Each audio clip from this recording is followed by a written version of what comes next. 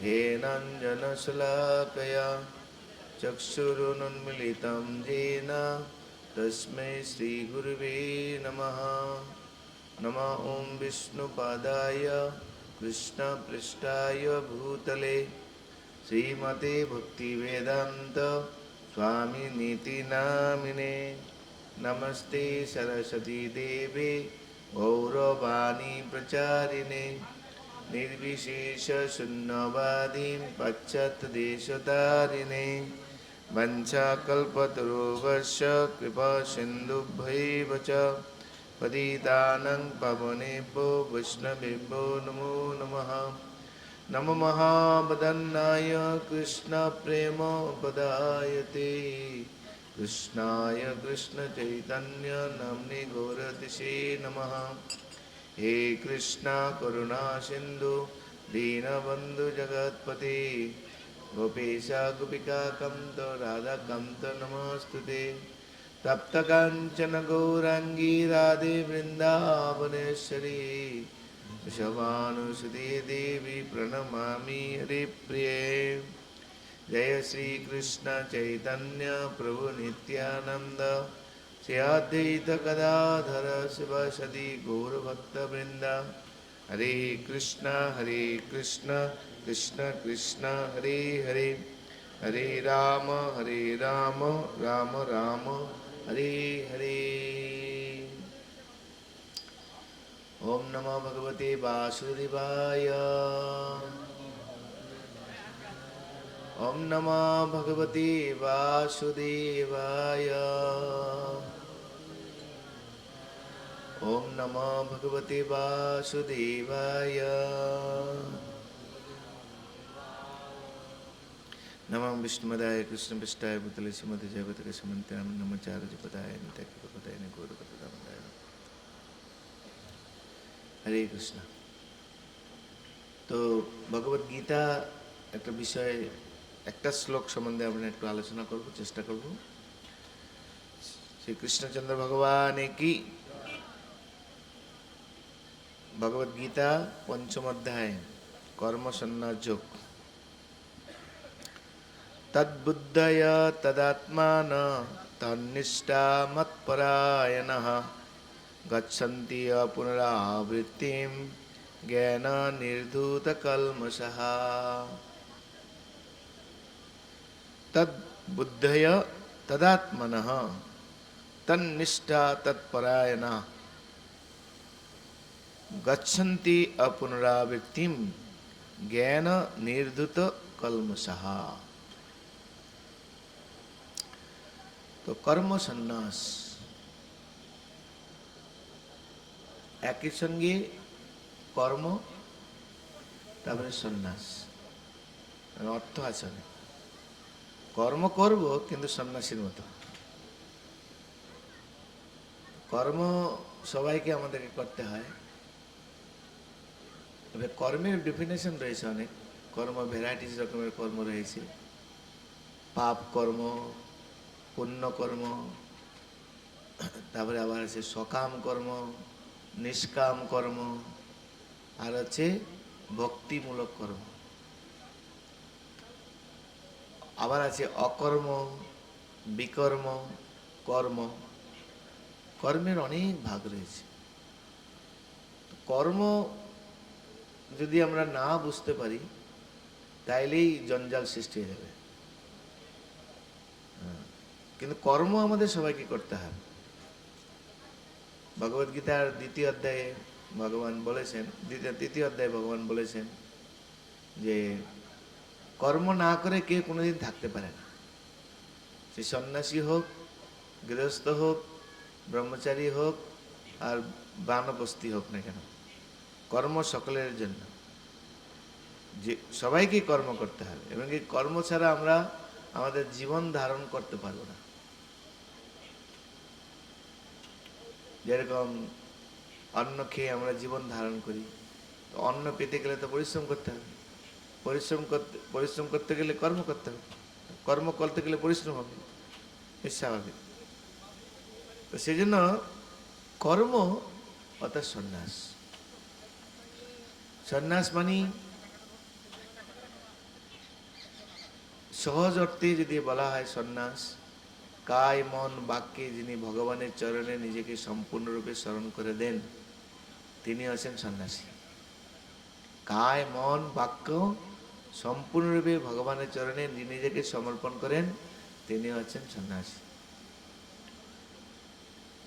সমস্ত কর্ম থেকে বাদ দিয়ে সব ত্যাগ করে গিয়ে সন্ন্যাস ব্রত অবলম্বন করে না কেন? সন্ন্যাসী মানে সব ত্যাগ। তো সেজন্য শাস্ত্র তো বলছে ত্যাগ করার তো কিছু নেই। আমাদের ত্যাগ করার কিছু আছে? কারণ এই সংসারে আমরা খালি হাতে এসছি, কোনো কিছু নিয়ে আসিনি। তাই যেহেতু নিয়ে আসিনি কোনো কিছু, তাই সেগুলিকে আমরা দাবি করতে পারি না আমাদের। যেরকম গৃহ, যে ঘরের মধ্যে আমরা আছি, এই ঘরটা বলি আমার, কিন্তু আমার আগে কার ছিল? বাবার ছিল। বাবার আগে কার ছিল? দাদুর আগে কার ছিল? তার আগে কার ছিল? তার আগে কার ছিল? তার আগে কার ছিল? তো ওরকম ভাবে দেখবো দেখুন সব ভগবানের ছিল, হ্যাঁ কি নয়? আমার পরে কার হবে?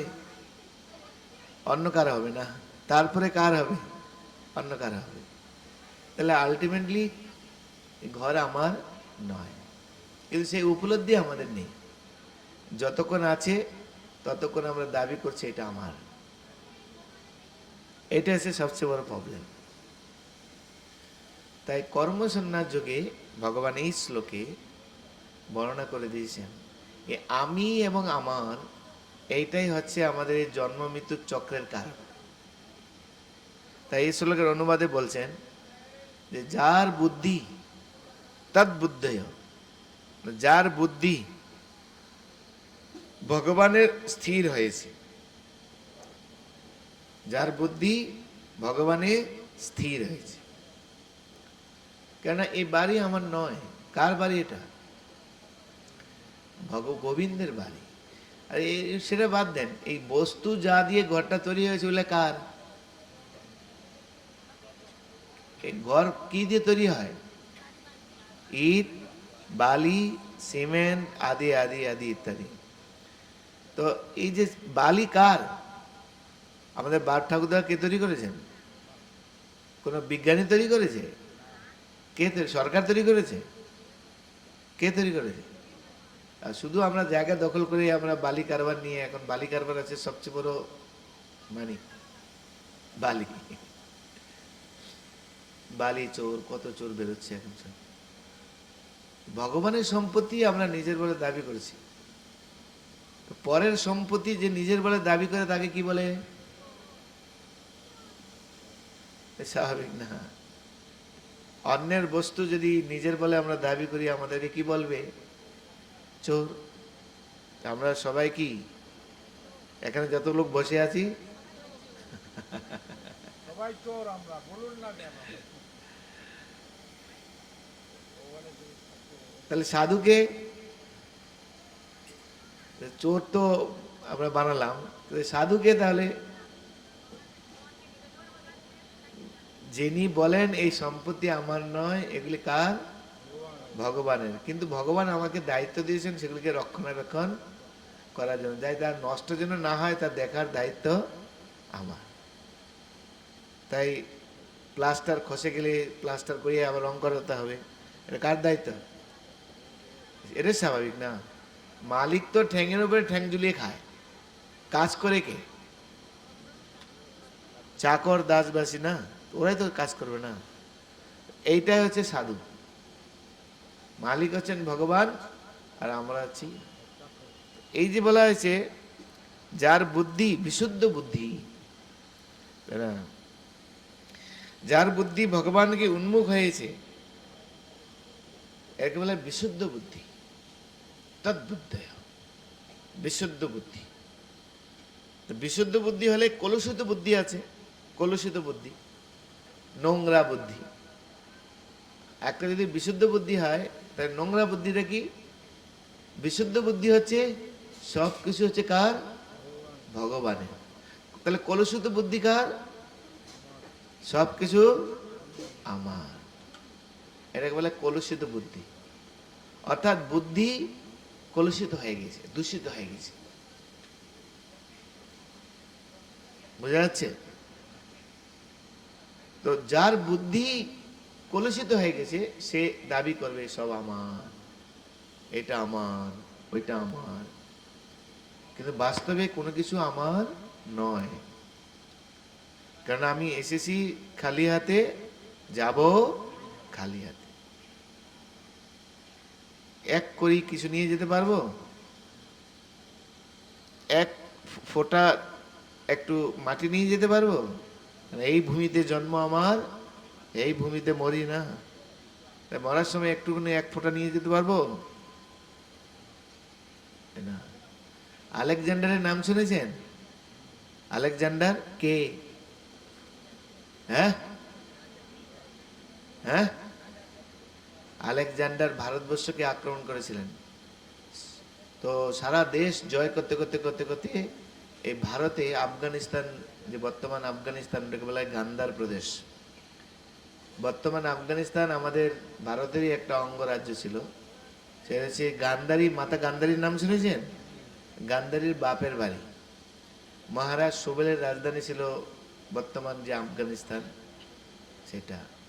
আফগানিস্তান জয় করে এই সিন্ধু প্রদেশ, সিন্ধু প্রদেশ, গুজরাট, গুজরাট এলাকা, ওই ওই এলাকা তিনি প্রবেশ করেছেন। তখন ছিল আফগানিস্তানে ছিল তখন তক্ষশিলা। আফগানিস্তানের আপের নাম ছিল তক্ষশিলা।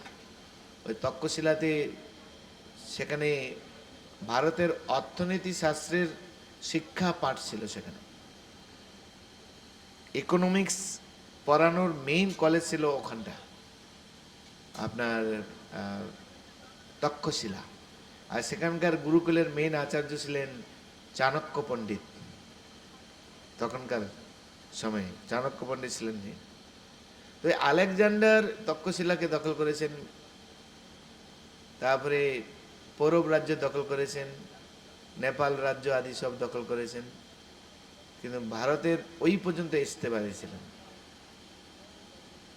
অবশেষে আমরা শ্রবণ করেছি তার এক ভয়ঙ্কর জ্বর হয়, কালো জ্বর।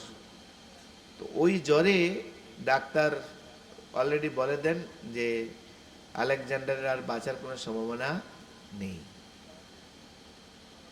তখন তিনি সব মন্ত্রী মিনিস্টার সবাইকে ডেকেছেন, ডেকে বসিয়ে তাদেরকে সবাইকে বলছেন যে আমি যখন, আমার এই দেহ যখন, আমি যখন মরে যাব, তা আমার এই দেহটা 4 জন ব্যক্তি বইবে। 4 জন ডাক্তার, যত ডাক্তার আছে ডাক্তাররা বইবে, আর আমার মন্ত্রী মিনিস্টাররা বইবে, অন্যকে যেন না ধরে। কিন্তু যখন আমাকে নিয়ে যাওয়া হবে তখন আমার হাত দুটো যেরকম খুলে রাখা হয়, হাত দুটো খুলে রাখা হবে, আর আমাকে যেই পথে নিয়ে যাওয়া হবে সেই পথে সোনার মোহর সরাতে সরাতে যাওয়া হবে। তো এই বাবার কি বাবা, এরকম কেন? ডাক্তারদের কেন বইতে হবে? কবিরাজকে কেন বইতে হবে? মিনিস্টারদের কেন বইতে হবে? তার মরার সময় হাত কেন খোলা থাকবে? সবাই অবাক। আর তার আগে সব মোহরগুলি সরাতে সরাতে চলে যাবে, মানে কবরস্থান পর্যন্ত, যেখানে কবর দেয়া হবে। কারণ খ্রিস্টান মুসলিম ধর্মের লোকেরা সাধারণত কবর দেয়, হিন্দু ধর্মের লোকেরা সাধারণত দাহ সংস্কার করা হয়। তো জিজ্ঞাসা করছেন সবাই, মহারাজ কেন এরকম আপনি চিন্তা করছেন? বলে এই জন্য চিন্তা করতে চাচ্ছি, যদিও আমার কাছে সর্বশ্রেষ্ঠ চিকিৎসক রয়েছেন আলেকজান্ডার দ্য গ্রেট, তো সুতরাং ওনার টাকা পয়সার অভাব নেই, ওনার কাছে বড় বড় চিকিৎসক থাকবে, এটাই স্বাভাবিক। সাধারণত আমরা দেখি যারা বড় লোক তাদের নখের জন্য একটা ডাক্তার, চুলের জন্য একটা ডাক্তার, শরীরের জন্য আলাদা ডাক্তার, দাঁতের জন্য আলাদা ডাক্তার, খাওয়ার জন্য আলাদা ডাক্তার থাকে কি না? শরীরের সমস্ত অঙ্গের জন্য এক একটা ডাক্তার, কিডনি স্পেশালিস্ট, তাই না, lunch specialist, cardiologist, orthopaedic, gastrology, সব ধরনের ডাক্তার। তা যদিও বেস্ট বেস্ট ডাক্তার আমার কাছে উপস্থিত, কিন্তু কেউ আমাকে বাঁচাতে পারলো না। এটা সারা সমাজকে দাম, তাই তারা নিজেরা বয়ে নিয়ে যাবে। আর হাত খোলা কেন না, হাত খোলা উদ্দেশ্য হচ্ছে আলেকজান্ডার ইজ দ্য গ্রেট সারা বিশ্বকে জয় করে এসছে, কত তার সম্পত্তি, কত তার ঐশ্বর্য, কত তার ধন, টাকা পয়সা ইত্যাদি কোনো কিছুর অভাব নেই, কিন্তু মৃত্যুর সময় পুরো হাত খালি, 1 টাকা নিয়ে যেতে পারবে না। আর টাকা তাহলে কেন সরাব, সোনার মোহর কেন সামনে সরাতে সরাতে যাওয়া হবে? লোকে দেখো, যতই তুমি টাকা পয়সা নিয়ে যাও, অর্জন করো না কেন, মরার পরে সব এখানেই ফেলে রেখে যেতে হবে। কিছু আমাদের সাথী হবে কি হবে না। তাহলে এত কিছু কার জন্য করছি বিচার করে দেখুন। তাহলে আমরা কি বুদ্ধিমান? বুদ্ধিমান কি আমরা? বা আমরা কাকদ্বীপে প্রচার করতে গিয়েছিলাম, তো তখন একটু মেঘ আকাশে আকাশে কালো মেঘ ধরেছেন। এক জেলে সমুদ্রের মাছ ধরতে যাবে, তখন আমাদের মহারাজ ভাগবত স্বামী মহারাজ, এখন নাম ওনার নাম ছিল তখন বেনুধারী প্রভু, তখন জিজ্ঞাসা করছেন, আরে আপনার যে এই যে কালো মেঘ বসে এখন যে মাছ ধরতে কেন যাচ্ছেন? বলে, চিন্তা নেই, আমার এলআইসি আছে। চিন্তার কোনো কারণ নেই, এলআইসি আছে। তাহলে এলআইসি কি হলো? মরার পরে অনেক লোক অনেক টাকা পাবো। বলে, মরার পরে আপনি টাকা কি বলেন? বলে, আমার বন্ধু পেয়েছে, কয়দিন আগে আমার বন্ধু মারা গিয়েছে, অনেক টাকা পেয়েছে। বলে, আরে আপনি তো মরে গেলে আপনি টাকা পাবেন কি করে? টাকা তো পাবে আপনার ছেলে মেয়েরা, আপনি কি করে পাবেন?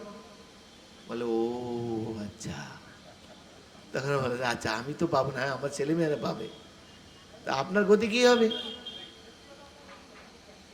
চিন্তা করে দেখছেন? এলআইসি করছি আমরা, মরার পরে অনেক টাকা পাবো, কিন্তু তার আগে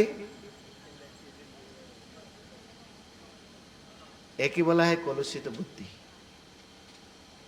বুঝা গেল?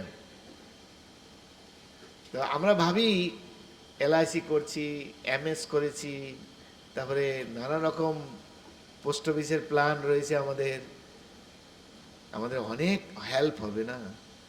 কিন্তু যখন মৃত্যু উপস্থিত হবে, কিছু যদি আপনি জানিয়ে না যান, এগুলি কে খাবে? বেনামি হয়ে যাবে, হ্যাঁ কি না? সেই জন্য যখন বলি মহারাজের নাম শুনেছেন? বলি মহারাজ, বলি মহারাজ কে? ভক্ত বলি অসুর কুলের একজন অধিপতি, প্রহ্লাদ মহারাজের প্রপৌত্র, মহারাজ বিরোচনের পুত্র, প্রহ্লাদ মহারাজের নাতি বলি মহারাজ। তো বলি মহারাজ তিনি ত্রিভুবনের রাজত্ব লাভ করেছেন, স্বর্গ রাজ্য থেকে দেবতাদেরকে তাড়িয়ে দিয়েছেন, স্বর্গ রাজ্যে বসেছেন, স্বর্গের সিংহাসন দখল করেছেন। সাধারণ নীতি হচ্ছে, স্বর্গের সিংহাসনে কেউ যদি বসতে হয়, তাহলে তাকে 100টা অশ্বমেধ যজ্ঞ করতে হয়, 100টা অশ্বমেধ যজ্ঞ। তাই তার গুরু শুক্রাচার্য তাকে 99টা অশ্বমেধ যজ্ঞ করিয়ে দিয়েছেন, আর একটা যজ্ঞ চলছে।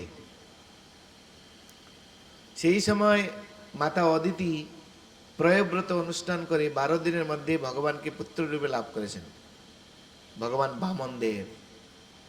আর সেই বামনদেব দেবতাদের কার্য সিদ্ধির জন্য তখন তিনি বলি মহারাজের এই যজ্ঞস্থলে গিয়ে প্রবেশ করেছেন, বটু ব্রাহ্মণ। আর তাকে দেখে বলি মহারাজ এত আকৃষ্ট হয়েছেন, এত সুন্দর, ভগবান তো ভগবান না, ভগবানের মতো কেউ সুন্দর হতে পারে না। ভগবান সব দিক দিয়ে সুন্দর, কোন রকম সৌন্দর্যে কেউ ভগবানকে হারাতে পারবে না। সৌন্দর্য কেন, যে কোনো দিক দিয়ে ভগবানকে কেউ হারাতে পারে না।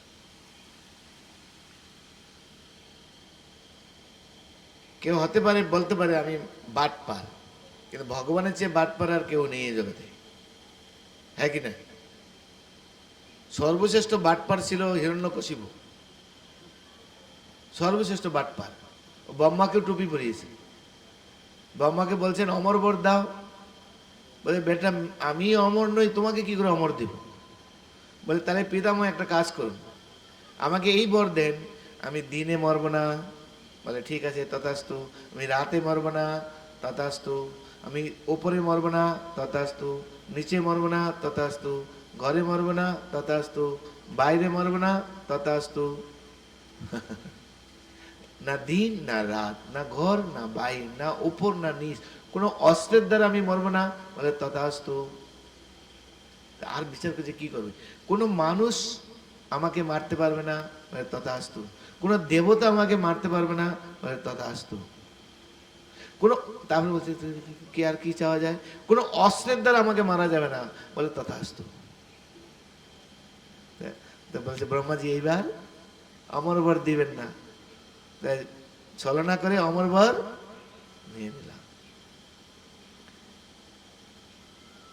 হিরণ্যকশিপু ভাবছে বাস এইবার আমাকে আর দেখে গিয়ে না দিন না রাত, ঠিক আছে, না আকাশে না নিচে, না ওপরে না নিচে, না ঘরে না বাইরে,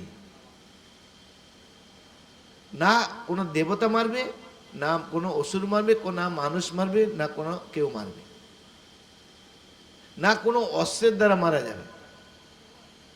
এর বাইরে কিছু আছে কি? কিছুই নেই। ব্রহ্মাজি বলি ওরে বাবা বড় খতরনাক, এইভাবে মানে আমাকে টুপি পরিয়েছে।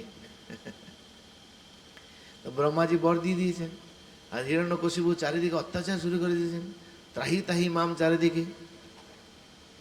কিন্তু ভগবান তাকে মারার জন্য কি রূপে আসলেন? নরসিংহ রূপে। না মানুষ না পশু, না মানুষ না দেবতা। ভগবান কি? ভগবান তো ভগবান, ভগবান তো দেবতা না, কোন মানুষ না। দেবতারা আমাদের মতো, তারা উন্নত, তাই তাদেরকে দেবতা বলা হয়। না ঘরে না বাইরে, কোথায়? চৌকাটের উপরে। ওই চৌকাট যে দরজার যে চৌকাটটা, ওইটাকে বল ঘরের বাইরে। ওখানে যদি বসেন, না ঘরে বসবেন না বাইরে বসবেন, ঠিক আছে? ওই জায়গাটা ওপরে নয় নিচে নয়, কোথায়? হাঁটুর উপরে। না দিন না রাত, কখন? গোধূলি লগ্ন। না দিন না রাত, কোন রকম অস্ত্র নয়, কি? নখ। হিরণ্যকশিপু কল্পনাই করতে পারেন। ব্রহ্মাজি যখন দেখছেন ভগবান এই রূপে আবির্ভূত হয়েছেন, সঙ্গে সঙ্গে ব্রহ্মাজি খাতা উল্টাতে শুরু করেছেন। ওনার সৃষ্টিতে যা জীবজনী রয়েছে দেখছেন, এরকম জীব কোনো নামই লেখা নেই। অর্ধেক মানুষ অর্ধেক পশু, অদ্ভুত ব্যাপার। তখন বুঝতে পারলেন এই সাক্ষাৎ ভগবান। দেখুন হিরণ্যকশিপু কত বাটপার ছিল না, আর ভগবান সেই বাটপারের চূড়ামণি। সেজন্য বলা হয় যে সবাইকে আমরা ফাঁকি দিতে পারি, একজনকে শুধু ফাঁকি দেওয়া যায় না। সে কে? ভগবান।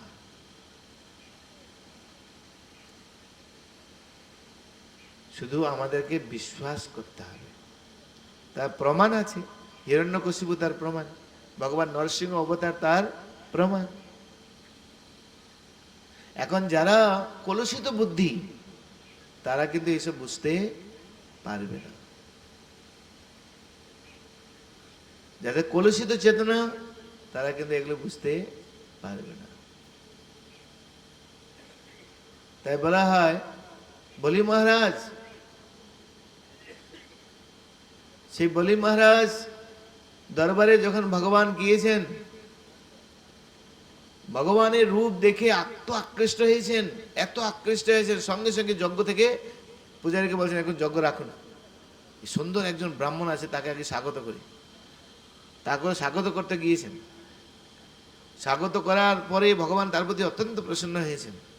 তো বলছেন হে ব্রাহ্মণ, নিশ্চয়ই আপনি কোনো কিছু চাওয়ার জন্য বা পাওয়ার জন্য আমার কাছে এসেছেন। বলে হ্যাঁ। বলে কি চাও বলো। তোমার প্রতি এত আকৃষ্ট হয়েছি, আমি তোমাকে যে কোনো কিছু দিতে প্রস্তুত, তুমি বলো কি চাও। বলে আমার এই পায়ে 3 পা ভূমি আমাকে দাও, ত্রিপাদ ভূমি।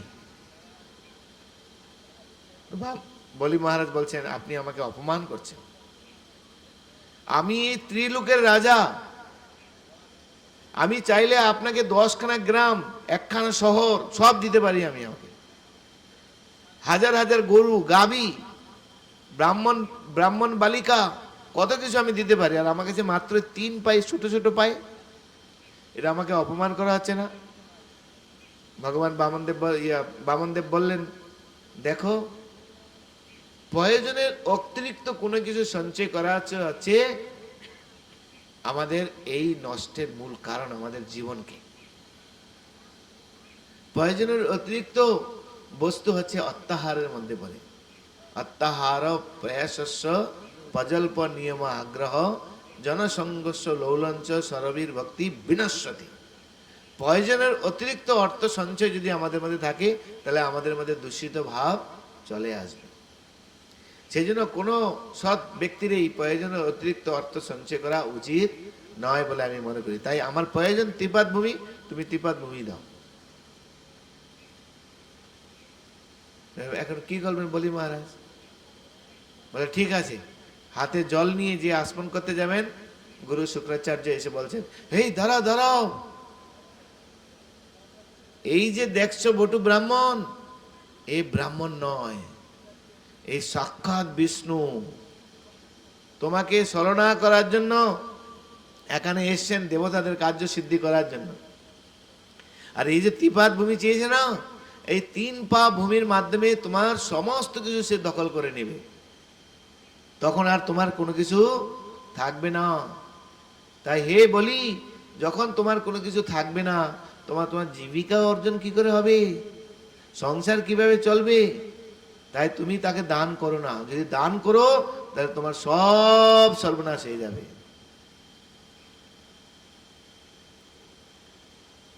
তো বলি মহারাজ শুনলেন গুরুদেবের কথা, কি বলছেন, তা বিচার করলেন গুরুদেব যে কথাগুলি বলছেন সেটা কি ঠিক, ঠিক আর ভুল? যদি গৃহস্থ আশ্রমে যদি অর্থ না থাকে, তাহলে গৃহস্থ আশ্রম কি ঠিক মতো চলবে? তার অর্থ তো দরকার আছে, হ্যাঁ কি নয়? তো অর্থ না থাকলে আমাদের সংসার কি করে চলবে? বলি মহারাজ বলছেন গুরুদেব আপনি যা বলছেন সেটা ঠিক, ঠিক বটে, কিন্তু এটা আমার জন্য উপযুক্ত নয়। কেন না, আমি তো প্রহ্লাদ মহারাজের প্রপৌত্র। আর প্রহ্লাদ মহারাজ কে? প্রহ্লাদ মহারাজ কে? ভগবানের সর্বশ্রেষ্ঠ ভক্ত, ভক্তরাজ প্রহ্লাদ মহারাজ, ভক্তদের মধ্যে সর্বশ্রেষ্ঠ। কেন সর্বশ্রেষ্ঠ না, তিনি 1 সেকেন্ডের জন্য ভগবানকে কখনো ভুলতেন না। সর্বত্র কৃষ্ণ স্মরণ প্রহ্লাদ মহারাজ করেছেন। আমি তার পবিত্র, আমি তার কাছে শ্রবণ করেছি। এই টাকা, এই অর্থ, এই সম্পদ, এই ধন, এই যৌবন, এই সব কিছু জীবন ও টলমল কচু পাতার, লালন ফকিরের গান আছে না, এই জীবন ও টলমল কচু পাতার পানি।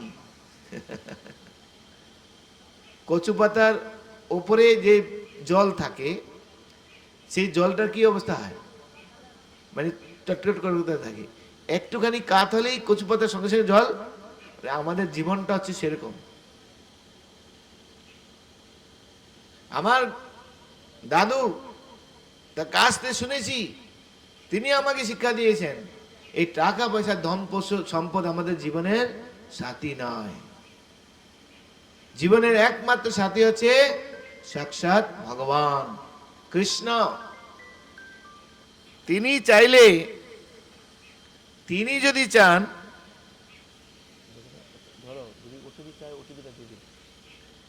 তিনি যদি চান তাইলে আমরা জীবন ধারণ করতে পারি। যদি তিনি চান তাহলে আমরা কখনো জীবন ধারণ করতে পারি না। হতে পারেন আপনি টাকা পয়সা ধন সম্পদ প্রচুর আছে, একটা রোগ হলো, টাকা পয়সা আমাদের বাঁচাতে পারবে? ভগবান যদি আমাদের রেকমেন্ডেশন না দেয়, তাহলে আপনি টাকা পয়সা থাকলেও জীবন বাঁচাতে পারবে না।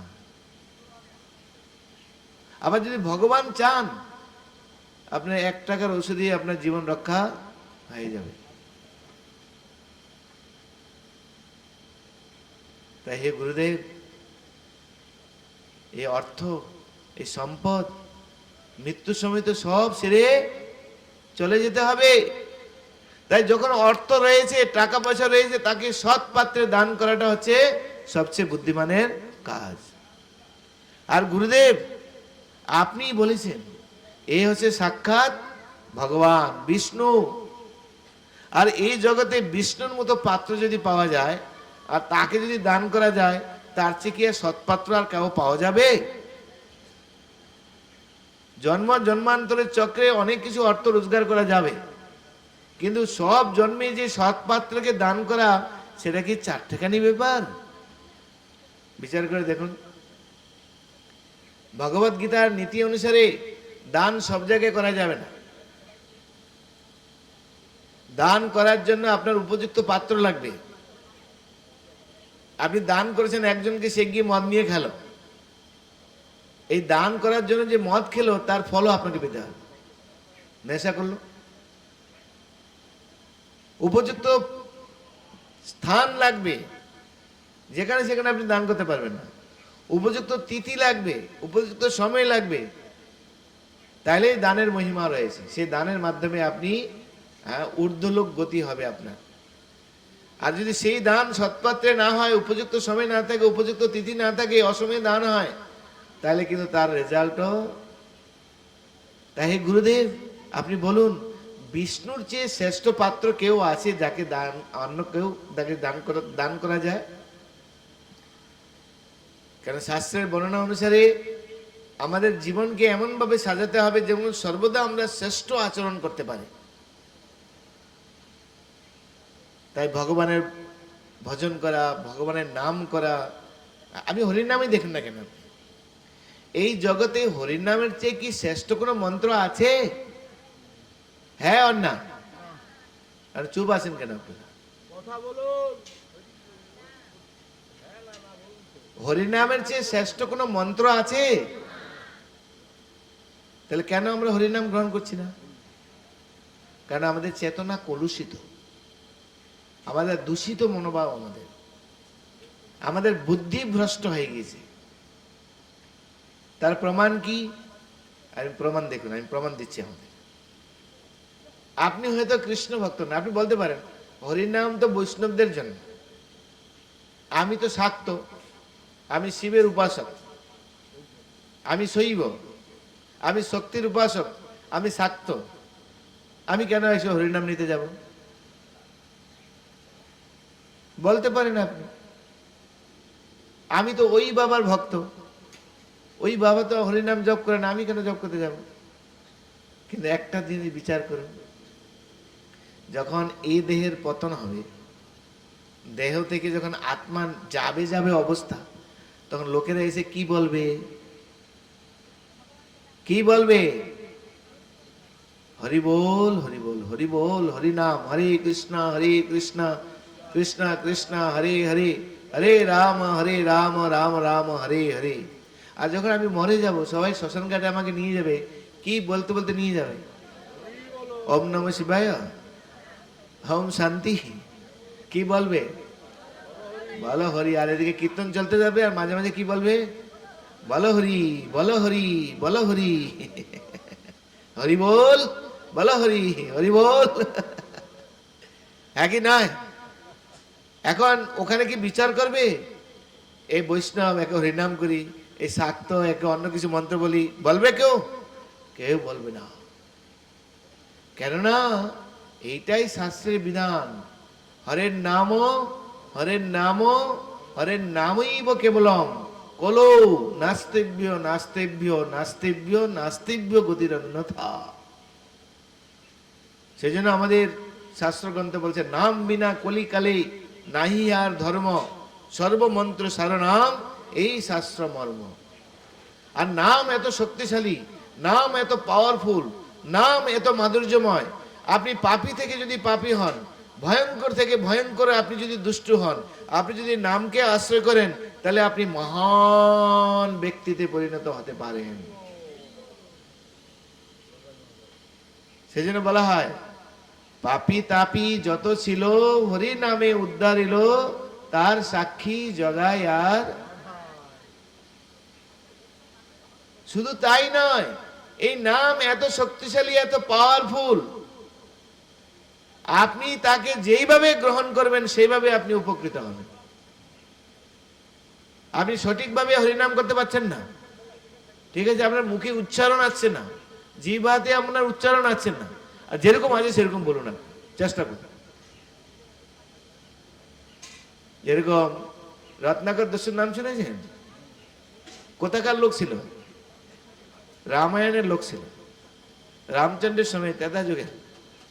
রত্নাকর দস্যু এই মানুষ মেরে জীবিকা উপার্জন করতেন, মানুষ মেরে তার ধন সম্পদ সব লুণ্ঠন করে সংসার চালাতেন। একবার কি বলে, নারদ মুনি সেই পথে এসছেন। নারদ মুনি, তো নারদ মুনি, আপনি উঠছেন কেন? হ্যাঁ, প্রসাদ পরিবেশনের জন্য প্রস্তুতি নিচ্ছেন। আমরা যখন ক্লাস শেষ করবো তখন সকলে উঠবেন, তার আগে কোনো প্রসাদ পরিবেশন হবে না। ভোগ লাগবে, যারা পরিবেশন করবেন তারা প্রস্তুতি নিতে পারেন, ঠিক আছে? সবাই চুপচাপ বসুন। ওকে, আমরা সঠিক সময়ে আপনাদেরকে সকলকে প্রসাদ দেব, আপনারা একটু বসুন, ভালো করে শুনুন, ঠিক আছে? এখন কটা বাজে? সবে মাত্র 12:20। আমরা উদ্ধারিল, তার সাক্ষী জগায় আর মাধায়। রামায়ণে একটা চরিত্র রয়েছে, সেই চরিত্রের নাম আছে রত্নাকর দস্যু। রত্নাকর দস্যু এত পাপী ছিল, এত পাপী ছিল, নারদ মুনি তখন তাকে জিজ্ঞাসা করছেন, তুমি যে এত পাপ করছো, তোমার পাপের ফল কে নিবে? তখন রত্নাকর দস্যু বললো, কেন? আমার বাবা, আমার মা, আমার স্ত্রী, তাদের জন্য আমি উপার্জন করছি, তারা আমার পাপ নেবে। বলে, না রে বেটা, তা নয়, এই জগতে সবাই স্বার্থপর, সবাই নিজের স্বার্থ দেখে, তোমার পাপের ভাগ কেউ নেবে না, তোমাকে তোমার পাপের ফল ভোগ করতে হবে। বলে, না, বাবা মাকে আমি দেখছি, বৃদ্ধ বাবা মাকে আমি দেখাশোনা করছি, আমার স্ত্রীকে খরপোশ দিচ্ছি, কত কিছু দিচ্ছি, তাকে সুন্দর শাড়ি দিচ্ছি, গহনা দিচ্ছি, সে কত হ্যাপি, সে নেবে। বলে, যাও গিয়ে জিজ্ঞাসা করে আছো। বলে, আচ্ছা আমি যাই, আর তুমি পালিয়ে চলে যাও। বলে, না না, তুমি আমাকে বেঁধে রাখো, গিয়ে জিজ্ঞাসা করো। বাবাকে গেলেন, বাবাকে গিয়ে জিজ্ঞাসা করলেন, মাকে জিজ্ঞাসা করছেন, মা বলছেন, বেটা তোকে লালন পালন করতে গিয়ে আমরা কত কিছু পরিশ্রম করেছি, কত অপরাধ করেছি, তুই কি আমাদের পাপের বাকি নেবে? আমরা বৃদ্ধ, তোমার পিতামাতা, তোমাকে আমরা মানুষ করেছি, এখন আমাদের কি করে দেখভাল করতে তোমার কাজ, কিভাবে করবে সে তোমার দায়িত্ব, তোমার পাপের ভাগী আমি কেন হতে যাব? স্ত্রীকে গিয়ে জিজ্ঞাসা করছেন, কি গো তুমি আমার পাপের ভাগী নেবে? বলে, দূর, পাপের ভাগী নেবে, তুমি অগ্নি সাক্ষী করে আমাকে বিবাহ করেছো, আমার দেখভাল তুমি করবে, আমার যা প্রয়োজন তুমি সরবরাহ করবে, অগ্নিকে সাক্ষী রেখে তুমি আমাকে বিবাহ করেছো, তাই তোমার কর্তব্য আমার যা প্রয়োজন তুমি আমাকে বিবাহ দেবে। এখন তুমি কিভাবে করবে সেটা আমার জানা দরকার নেই, তোমার পাপে বাকি। রত্নাকর দস্যু এবার বুঝতে পারেন সংসার, এই সংসার বড় ডেঞ্জারাস জায়গা। বুঝা গেল? বুঝে নেন, আর বেশি বলতে হবে না। এই সংসারে কেউ কারোর জন্য, মরার পরে একটুখানি চোখের জল ফেলবে, বাস ওইটুকু, তারপরে শুরু হয়ে যাবে যুদ্ধ, কে কোন ঘর নেবে। যদি ব্যাংকে টাকা রেখে যান, মারপিট কারপিট শুরু হয়ে যাবে, জায়গা জমি নিয়ে মারপিট শুরু হয়ে যাবে, জোর করে নিকে নিবে যদি আপনি না দিতে চান, হ্যাঁ কি নয়? এসে সংসার।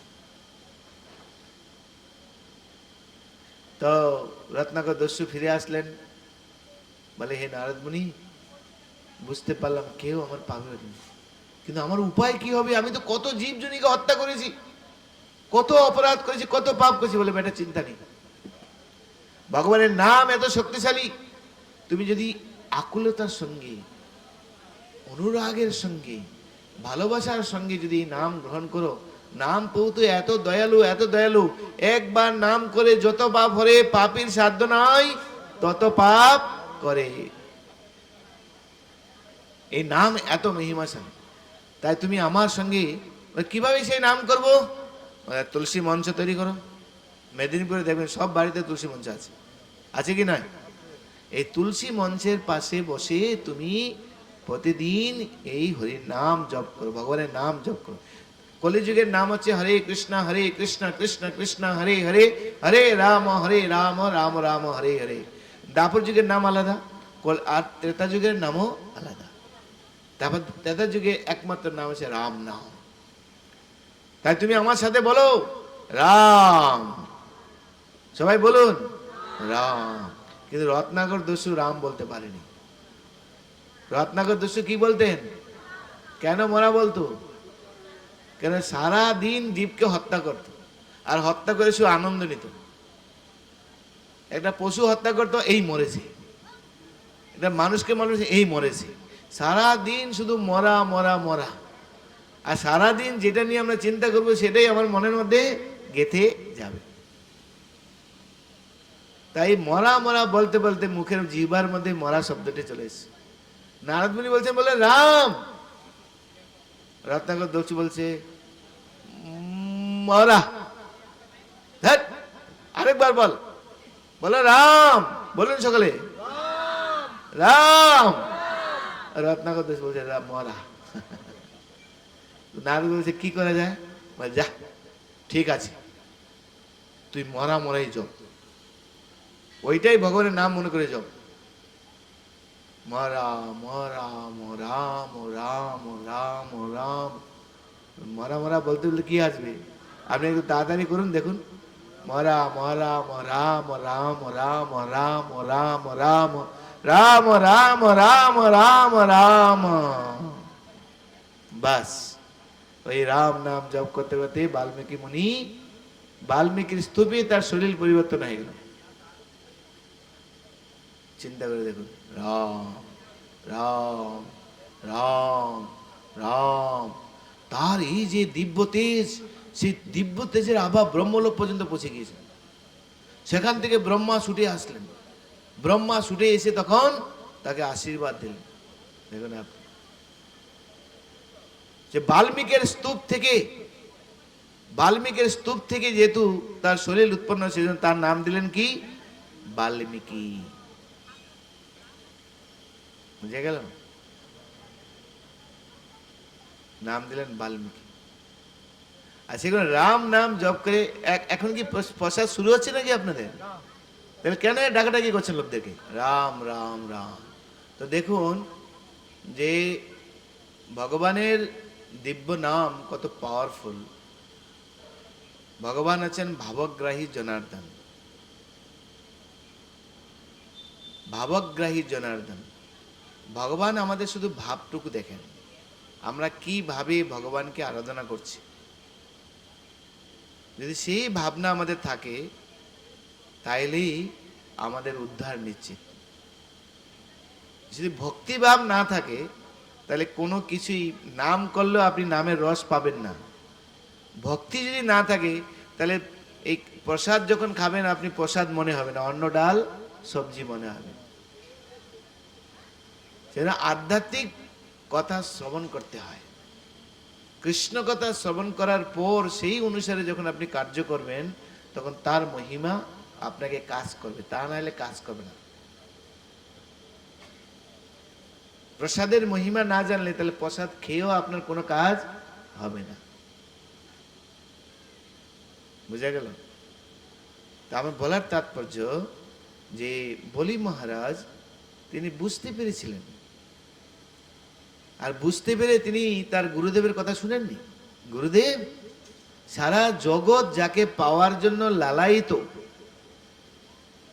সেই ভগবান আমার কাছে ভিক্ষা করতে এসেছেন, আর আপনি বলছেন ওকে ভিক্ষা না দিতে। কিরকম গুরুদেব আপনি? গুরুদেবের কাজ কি? গুরুদেবের একটাই কাজ, শিষ্যকে ভগবানের সঙ্গে যোগ করে দেওয়া। যেই গুরু তার শিষ্যকে কৃষ্ণের সঙ্গে যোগ করে না দিতে পারেন তা গুরু নয়, তিনি কি, তাকে বলা হয় গরু। গু কার বাদ দিতে হবে। গুরু শব্দটা কোনো সাধারণ শব্দ নয়। গুরু মানে হচ্ছে ভারী। কিসে ভারী? আধ্যাত্মিক জ্ঞানে ভারী। বৈদিক সিদ্ধান্তে তিনি পারদর্শীপূর্ণ, শাস্ত্রের নিগুড় রহস্য তিনি জানেন। তাই গুরুদেবের মেইন কাজ, গুরুদেব আছেন কি, গুরুদেব আছেন ডাক পিয়নের মতো। ডাক পিয়নের কাজ কি? যে যার নামে চিঠি আসবে তার কাছে গিয়ে পৌঁছে দেয়া। জীবেরও নিস্তার লাগি নন্দসুত হরি, ভুবনে প্রকাশন গুরু রূপ ধরি।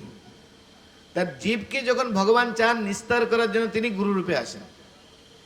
গুরু রূপে এসে ভগবানের মেসেজ জীবের কাছে পৌঁছে দেন। কৃষ্ণের সংসার করো সারিও না চার, জীবে দয়া কৃষ্ণ নাম সর্বধর্ম সার। নদিয়া গোদ্রমে নিত্যানন্দ মহাজন, পাতি আছে নাম হট জীবের কারণ। বুঝলাম? কৃষ্ণের সংসার করো সারিও না চার। গুরুদেব এসে উপদেশ দেন আমাদেরকে। মহাপ্রভু সেই গুরু রূপে এসেছেন, সাক্ষাৎ ভগবান। যখন আর কাউকে পারে না তখন নিজেই জগতে আসেন। চৈতন্য মহাপ্রভু রূপে এসে সকলের ঘরে ঘরে গিয়ে ভিক্ষা করছেন। বলো কৃষ্ণ, ভজ কৃষ্ণ, করো কৃষ্ণ শিক্ষা। ইহা বই না বলিবা, না বলাইবা। দেখুন আপনি, শিল প্রভুপাদ আন্তর্জাতিক কৃষ্ণ ভাবনার সংঘের প্রতিষ্ঠাতা আচার্য, তিনি সেই মেসেজ নিয়ে আমেরিকায় গেলেন, জার্মান গেলেন, আফ্রিকা গেলেন, সারা ভারত পৃথিবীতে 108টি মন্দির প্রতিষ্ঠা করলেন। কি দিয়েছেন? একটাই জিনিস, হরে কৃষ্ণ কৃষ্ণ কৃষ্ণ হরে হরে, হরে রাম রাম রাম। আর শুধু তাই নয়, তিনি যে সোসাইটি গড়ে তুলেন সেই সোসাইটির নাম রেখে দিয়েছেন হরে কৃষ্ণ আন্দোলন। তাই এই সোসাইটিকে যদি কেউ গালি দিতে হয় তাহলে তাকে হরে কৃষ্ণ বলতে হবে, তাই না? এ দেখ হরে কৃষ্ণ শালারা যাচ্ছে, তাই না? গালি দিতে গেলে হরে কৃষ্ণ বলতে হবে আপনাকে। এটা ইস্কনের ভক্তদেরকে সকালে হরে কৃষ্ণ ভক্ত রূপে জানে। এই চল হরে কৃষ্ণ মন্দিরে যাই, ওখানে সব হরে কৃষ্ণ। প্রভুপাদ এরকম করে গেছেন, মানে গালি দিতে গেলে নাম নিতে হবে। বুঝা গেল? তো এইটা হচ্ছে গুরুর কাজ। গুরুর কাজই হচ্ছে এটা, যে শিষ্যকে কি করে ভগবানের সঙ্গে জুড়ে দিবে। যেই গুরু ভগবানকে সঙ্গে শিষ্যকে জুড়ে দিতে না পারে তিনি গুরু হওয়ার যোগ্য নন। যেই মাতা পিতা তার সন্তানকে কৃষ্ণের সঙ্গে যুক্ত করে না দিতে পারে তিনি মাতা পিতা হওয়ার যোগ্য নন। যেই দেবতা তার আশ্রিত জনকে ভগবানের সেবা নিযুক্ত না করতে পারেন তার দেবতা হওয়া উচিত নয়। যে পতি তার স্ত্রীকে কৃষ্ণ ভক্তির পথে এগিয়ে নিয়ে যেতে পারে তার পতি হওয়া উচিত নয়। এটা আমার কথা নয়, ভাগবতমের 5ম স্কন্ধের 1 নম্বর শ্লোকে লেখা আছে। কে বলছেন? ভগবান ঋষভদেব তার পুত্র ভরত আদি 100 পুত্রকে বলছেন, 100 পুত্রকে উপদেশ দিয়েছেন, হে পুত্র শোনো, গুরু ন সস্যাদ স্বজন ন সস্যাদ যসমুপেয়িত মৃত্যুম। এই মৃত্যুময় সংসার থেকে যদি কেউ কাউকে উদ্ধার করতে না দিতে পারে তাহলে তার পিতা হওয়া উচিত নয়, গুরু হওয়া উচিত নয়, মাতা হওয়া উচিত নয়, স্বামী হওয়া উচিত নয়, পতি হওয়া উচিত নয়, দেবতা হওয়া উচিত নয়, কারো কোনো কিছু হওয়া উচিত নয়। তাই হে গুরুদেব, সাক্ষাৎ ভগবান বিষ্ণু এখানে আমার কাছে এসেছেন ভিক্ষা করার জন্য, আর আপনি বলছেন তাকে ভিক্ষা না দিতে? দান এমনই একটা বিষয়, এই দানের জন্য কত লোক মহান হয়ে গিয়েছেন। মহারাজ শিবী, মহারাজ ময়ূরধ্বজ, দাতা কর্ণ, আমরা অনেক নাম শুনেছি না? মহারাজ মহর্ষি দধিসি, মহারাজ হরিশ্চন্দ্র, দানের জন্য তারা প্রসিদ্ধ হয়ে গেছেন। আর আপনি বলছেন সে দান না দিতে? তার যদি দান আমি প্রতিজ্ঞা করেছি তাকে দিব, যদি প্রতিজ্ঞা করে যদি প্রতিজ্ঞা ভঙ্গ করা হয় তাকে কি বলা হবে? প্রতিজ্ঞা ভঙ্গে মহাপাপ উদয় হবে। তা আমি কি করে এখান থেকে রাখবো? আর দান তো উপযুক্ত পাত্রে দিতে হবে। বিষ্ণুর মতো ভগবানের মতো উপযুক্ত পাত্র আর কে আছে? হ্যাঁ কি নয়? আর আপনি বলছেন তাকে দান নিতে, কিরকম গুরু হে আপনি? আপনাকে আমি মানি না। আমি দান দেবই। গুরুকে প্রত্যাখ্যান করলেন। শাস্ত্র বলছে গুরুকে কি পরিত্যাগ করা যায়? গুরুর আদেশকে অমান্য করা যায়? তার বলি মহারাজ তো করলেন। যায়। কখন যায়? গুরুদেব যখন শিষ্যকে কৃষ্ণ বিমুখ করবেন, কৃষ্ণ ভক্তির পথ থেকে যখন বিচ্যুত করবেন, সৎ মার্গ থেকে যখন তাকে দুর্মার্গে নিয়ে যাবেন, সেই গুরুকে প্রত্যাখ্যান করা যায়। তাইলে দোষ নেই। না হলে গুরুকে কখনো প্রত্যাখ্যান করা যায় না। তাই বলি মহারাজ সারা জগতে একটা মাইলস্টোন, আমাদের একটা সিদ্ধান্ত দিয়ে গেলেন কোন অবস্থায় গুরুকে পরিত্যাগ করা যায়। যদি গুরুদেব সৎ মার্গ থেকে শিষ্যকে ভ্রষ্ট করে, তাহলে সেই অবস্থায় গুরুকে পরিত্যাগ করা যায়। কোথায় লেখা আছে এসব? ভাগবতম পুরাণ অষ্টম স্কন্ধ, অষ্টম স্কন্ধের 19 অধ্যায় 20 অধ্যায় সব লেখা আছে ভাগবত মহাপুরাণে। বলি মহারাজের কাহিনীতে লেখা আছে, দেখবেন কি। তা নাহলে গুরুকে কখনো ত্যাগ করা যায় না, গুরুর আদেশ কখনো অমান্য করা যায় না। গুরু মুখ পদ্ম বাক্য, চিত্তেতে করিয়া ঐক্য, আর না করিও মনে আশা। কিন্তু আমরা দেখি ভাগবতমে এও লেখা আছে গুরুকে প্রত্যাখ্যান করা যায়। কখন? এই পরিস্থিতি, যদি ভগবানের সেবা করতে গিয়ে বাধা সৃষ্টি করে, কৃষ্ণ ভক্তির মার্গ থেকে যদি দুর্মার্গে নিয়ে চলে যায়, সেই অবস্থা করা যায়। ভীষ্মদেব প্রতিজ্ঞা করেছেন আজীবন ব্রহ্মচর্য ব্রত গ্রহণ করবেন, আর গুরুদেব বলছেন বিবাহ করো। বলছেন না পরশুরাম? কিন্তু পরশুরামের গুরুদেবকে কথা শুনেছেন ভীষ্মদেব? শুনেননি। বলে তাহলে তোমাকে আমার সঙ্গে যুদ্ধ করতে হবে। বলে প্রস্তুত আছে যুদ্ধ করা। যুদ্ধে আপনার কাছে প্রাণ বিসর্জন দিব দরকার হয়, কিন্তু আপনার এরকম আদেশ শুনবো না আমি। আপনি হত্যা করুন, আমি আগেই পরাজিত আপনার কাছে স্বীকার। গুরুর সঙ্গে তো যুদ্ধ করতে নেই, তা আমি পরাজয় স্বীকার করছি, আপনি দণ্ড দেন, তবু বিবাহ করবো না। বলে না, তোমাকে যুদ্ধ করতে। বলে আপনি যখন আজ্ঞা করেছেন ঠিক আছে যুদ্ধ করো।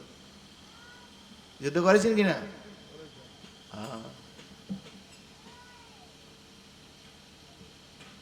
বাবা মায়ের আদেশ কি প্রত্যাখ্যান করা যায়? প্রহ্লাদ মহারাজ করেছেন।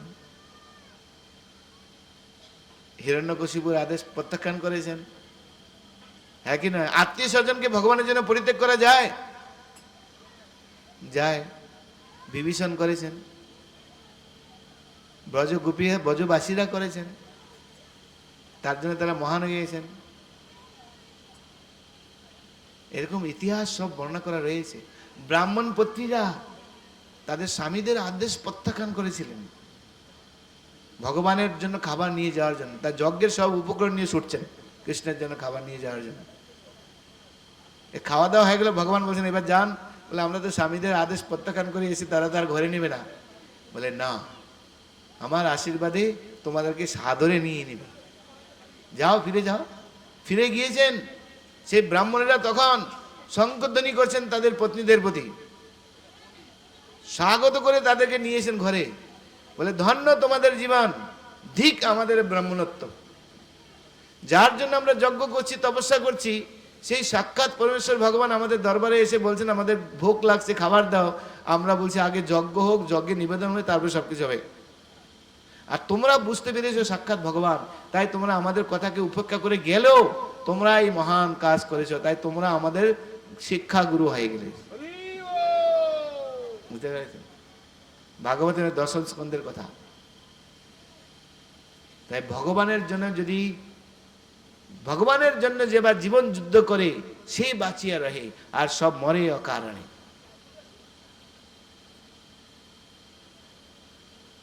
দেখুন, আপনি বিচার করুন। তাই হে গুরুদেব, আপনি আপনার কথা মানছি না। আমি এই বটু ভগবান বামনদেব, তিনি যদি বিষ্ণু হন, আর যদি বিষ্ণু হন গুরুদেব, আপনি তো শিখিয়েছেন রাকে হরি আর মারে হরি, তিনি যদি আমার কাছ থেকে শ্রেণী নিতে চান, তাহলে কি আমি কি সবকিছু ধরে রাখতে পারবো? পারবো কি? ভগবান যখন সবকিছু নিয়ে নেন আমার কাছ থেকে, আপনি ধরে রাখতে পারবেন? আর যদি ভগবান আপনাকে দুহাত দেন, আপনি কি দুহাত দিয়ে নিতে পারবেন? কখনই নিতে পারবেন না। সেটা ভগবান जिसको देता है वो सब पर फाड़ के देता है, হ্যাঁ কি নয়? আর ভগবান যখন নিয়ে নেবেন আপনি ধরে রাখতে। আর গুরুদেব এই যদি বিষ্ণু হয়, তিনি যদি প্রতিজ্ঞা করেছেন আমার কাছ থেকে সব নিবেন, আপনি আমি কেউ রক্ষা করতে, তার চেয়ে বেস্ট কি দিয়ে দেওয়া। এটা বুদ্ধিমানের কাজ। জোর করে যখন নিয়ে নিবে, তার চেয়ে নেগোসিয়েশন করে দিয়ে দেয় আগের থেকে বাবা, তাহলে লোকে আমাকে জয়গান করবে, লোকে বাহবা দিবে, বুঝতে পেরেছ? তা আপনি আমাকে নিষেধ করছেন, এটা তো ঠিক না। একে বলে বিশুদ্ধ বুদ্ধি। ভগবানের জন্য যদি আমরা সবকিছু উৎসর্গ করতে পারি, তার মতো বুদ্ধিমান ব্যক্তি আর যেজন বলছে, যেজন কৃষ্ণ ভজে সে বড় চতুর, আর যেজন কৃষ্ণ তেজে সে হয় চতুর। এই কৃষ্ণ ভক্তি করেই এই জগতে লোক প্রসিদ্ধ হয়েছেন। ওই আসরিক বৃত্তি করে কেউ প্রসিদ্ধ হননি। একটা লোক দেখান আমাকে, ধ্রুব মহারাজ, প্রহ্লাদ মহারাজ থেকে শুরু করে, পাণ্ডবগণ থেকে শুরু করে, দুর্যোধন প্রসিদ্ধ হননি, পাণ্ডবেরা প্রসিদ্ধ হয়েছেন। একই নয়? বিচার করে দেখুন। সেই জন্য এগুলি বুঝতে হয় আমাদেরকে। তাই এখানে প্রভুপাদ বলছেন, যার বুদ্ধি ভগবানই উন্মুখ হয়েছে, এই বুদ্ধি আমাদের সর্বদা উন্মুখ রাখতে হবে। কার প্রতি? ভগবানের প্রতি। কেননা একদিন সব কিছু আমাদের চলে যাবে, কিছুই থাকবে না। একদিন বুদ্ধিও কাজ করবে না। সেই দিন আসবে যেদিন কাউকেই আমি চিনতে পারবো না। সেই দিন আসবে কাউকে আমি কিছু বলতেও আমি পারবো না। সেই দিন আসবে, সেই দিন আসবে যখন আমি কিছু শুনতেও পারবো না। তখন তা কাদের কাছে এসে যখন আমি মৃত্যু অবস্থায় এসে যতই হরিনাম করবো, কানে শুনতে পাবো? তখন কিছুই শুনতে পাবো না। তাই বলা হয়, যার হয় তার নয়েতে হয়, যার হয় না তার 90তে হয় না। তাই সময় থাকতে সবকিছু করো ভাই। সময় যদি চলে যায়, সেই সময়কে কোটি কোটি টাকার বিনিময়ে ফিরে পাবে। চাণক্য পণ্ডিতের কথা, চাণক্য পণ্ডিত বলছেন এই কথা। কোটি কোটি টাকার বিনিময়ে 1 সেকেন্ড সময়কে তুমি ফিরে পাবে না ভাই। তাই সময় থাকতে কাজ করো। এখন বুদ্ধি সক্রিয়, এখন মন সক্রিয়, তাই মন বুদ্ধিকে ভগবানের চরণে নিজেকে উৎসর্গ করে দাও, তাহলে তুমি মহান হয়ে যাবে। রত্নাকর দস্যু তার বুদ্ধিকে ভগবানের চরণে লাগিয়ে দিয়েছেন, তিনি মহান হয়ে গেলেন। রত্নাকর দস্যু থেকে হয়ে গেলেন বাল্মীকি ঋষি, টিকালজ্ঞ হয়ে গেলেন। আর বাল্মীকি ঋষি রামায়ণ, ভগবান রামচন্দ্র আসার পূর্বেই তিনি রামায়ণ রচনা করে দিয়েছেন। তা আপনি কি কেউ মানুষ খুন করেছেন? এখানে কেউ আছেন?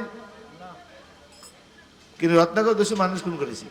এত পাপী থাকা অবস্থায় ভগবানের নাম গ্রহণ করে এরকম হয়ে গেল। আপনারা কি নাম গ্রহণ করে আরো শুদ্ধ হতে পারেন না? তো শুধুমাত্র একবার ভগবানের নাম যদি আমরা জপ করি, তাইলেই আমরা এই আমাদের বুদ্ধিকে শুদ্ধ করতে পারি। আসলে বাস্তব কি, এই বুদ্ধি কার? বুদ্ধি কে দেন আমাদেরকে? কৃষ্ণই আমাদেরকে বুদ্ধি দেন।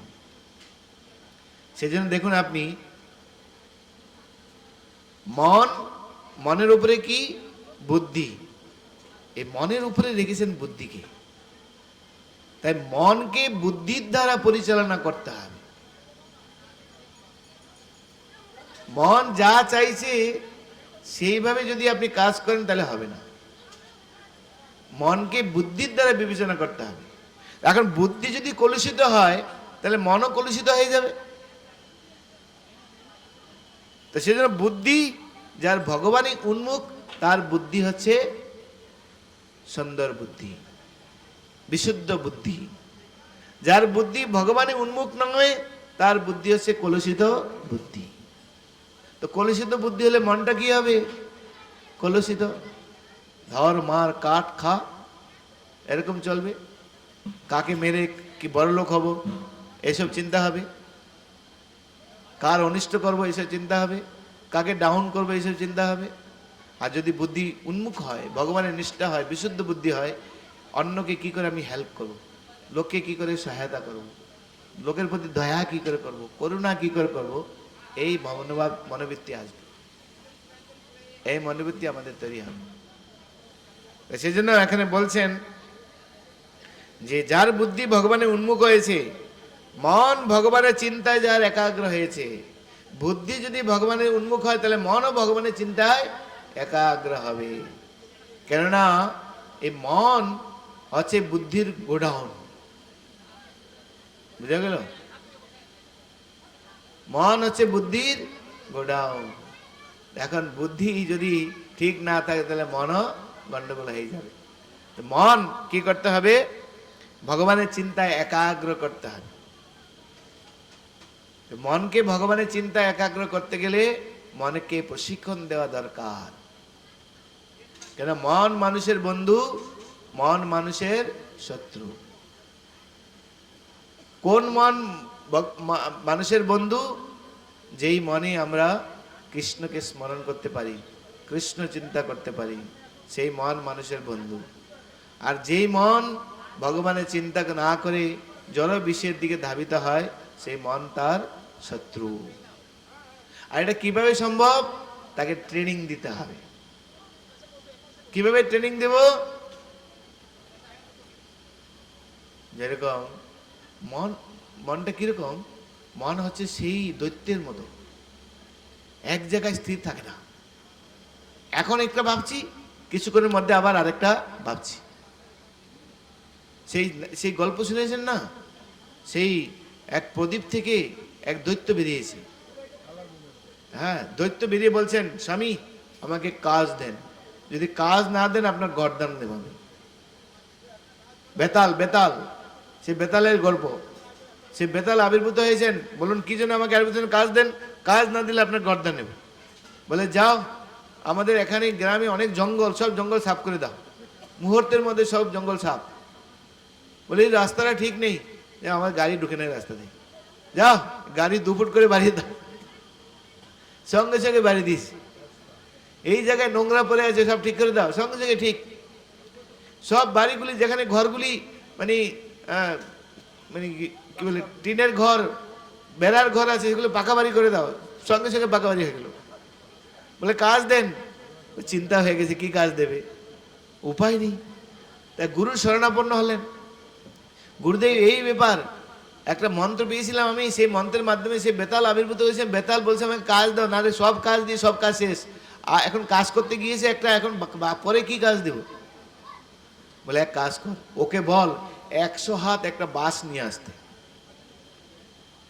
কি করবে বাঁশ দিয়ে? বাঁশটা পুঁততে বলবে। আর ওকে বলবে ওপরে ওঠ নিচে নাম, ওপরে ওঠ নিচে নাম, যতক্ষণ না বলছি তা করতে থাকো। এবার তারপরে চিন্তা করবে কিভাবে কাজে লাগাবে। তো এই বেতাল যখন এসছেন, বলে স্বামী কাজ দাও। বলে 100 হাত একটা বাঁশ নিয়ে আসো। তো 100 হাত একটা বাঁশ নিয়ে এসে বলে পুতো। বলে এবার উপরে ওঠো নিচে নামো, উপরে ওঠো নিচে নামো, উপরে ওঠো নিচে নামো, যতক্ষণ না বলছি। এইবার বেতাল এবার শান্ত, উপরে উঠতে নিচে উঠতে বলে দেয়। আমাদের মনটা হচ্ছে সেরকম দৈত্যের মতো, কাজ না দাও তোমার অন্য চিন্তা করো, কখনো বসে থাকবে না। সেজন্য বলেছে নাই কাজ তো কই বাস। মানে মনকে সর্বদা এঙ্গেজ রাখতে হবে। আর যদি একটু এঙ্গেজ পায় তাহলে ফোন নিয়ে বসে যাবে। ফোন নিয়ে ফেসবুক, হোয়াটসঅ্যাপ, ইউটিউবের ভিতরে ঢুকে যাবে। আর ওখান থেকে যে কোথায় যাবে চ্যাট করতে করতে মাথা দূষিত হয়ে যাবে সব। তাই মনকে কি করে দ্রবীভূত করা যায়, সেই জন্য আমাদের আচার্যের একটা পন্থা সিস্টেম করেছেন। চৈতন্য মহাপুরুষ সেই পন্থা দিয়েছেন, জপমালা। জপমালা একটা আছে মোটা গুটি, আর একটা আছে সরু দিক। তাই আমাদের সিস্টেম দিয়েছেন, মোটা থেকে শুরু করো, সরু দিকে যাও। হরে কৃষ্ণ কৃষ্ণ কৃষ্ণ হরে হরে, হরে রাম রাম রাম আবার সরুপুরিতে আসবে, সরুপুরি থেকে আবার শুরু করো হরে কৃষ্ণ কৃষ্ণ কৃষ্ণ হরে হরে, হরে রাম রাম রাম হরে হরে, মোটা করে যা করতে থাকো, চলতে থাকো। আর মনকে এর মধ্যে ঢুকিয়ে রাখো, অনুচিত রাখো না। মন এরকম করতে করতে করতে করতে করতে করতে করতে করতে আমাদের মন আমাদের হাতের বশীভূত হয়ে যায়। তাই এরকম ট্রেনিং না দিলে হবে না। তবুও মন এত দুষ্ট, জব করতে করতে অন্য মনস্ক করে দিবে, তাই না? যেরকম এখানে বসে আছি আমরা, ওখানে খাওয়ার হয়ে গেল, থাকবে তো নাকি? হ্যাঁ, মন কি বলছে? থাকবে তো? হ্যাঁ হ্যাঁ, থাক। মন খুব দুষ্টু, তো তাকে এক জায়গায় বশীভূত করাটা খুব খুব কঠিন ব্যাপার। কিন্তু আমরা যদি আধ্যাত্মিক দৃষ্টিভঙ্গির মাধ্যমে যদি আমরা চিন্তা করি যে ভগবান আমাদের সকলের জন্য তো নির্ধারণ করে রেখেছেন না, কে জানি প্রথমে হয়তো সব আইটেম দেবে না, পরে হয়তো আমাদের জন্য কিছু আইটেম বেশি রেখে দিতে পারেন, হ্যাঁ কি না? আর ঠিক আছে, ভগবানের কথা তো শুনছি, কিছু না পেলো, যা কপালে আছে তাই তো খাবো, তার বাইরে তো কিছু ঘুরতে উঠবে না নাকি, হ্যাঁ কি না? তাই মনকে এরকম শান্ত দিতে হবে। তাই হে মন, তুমি শান্ত হও। এভাবে প্রশিক্ষণ দিতে হবে মনকে। এই প্রশিক্ষণ যদি আমরা দিতে পারি মনকে, তাইলেই সম্ভব, তা নাহলে সম্ভব না। তো মন ভগবানের চিন্তা একাগ্র, নিষ্ঠা ভগবানের দৃঢ়, এছাড়া উপায় কি আছে? এইটাই একমাত্র পন্থা। বুদ্ধি ভগবানে উন্মুখ করতে হবে, নাহলে উপায় নেই।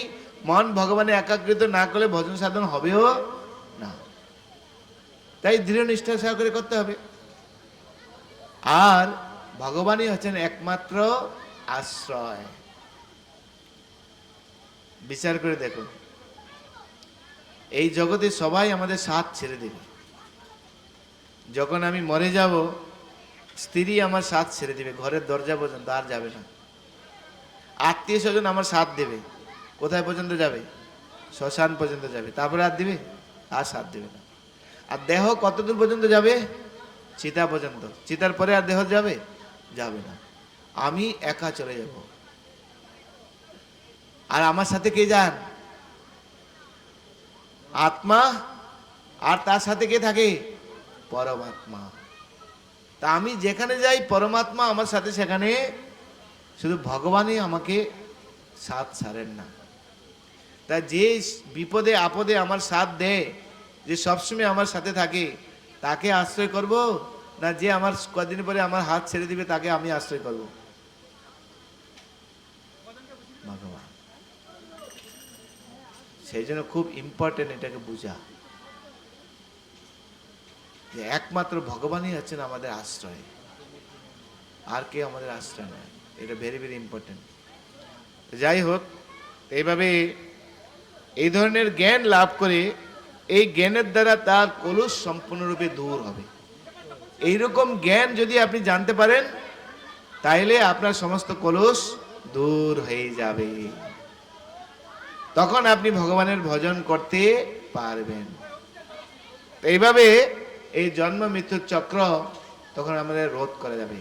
তখন আমরা গোলক বৃন্দাবনে ভগবানের কাছে ফিরে যেতে পারবো। হরে কৃষ্ণ কৃষ্ণ কৃষ্ণ হরে হরে, হরে রাম রাম রাম হরে হরে।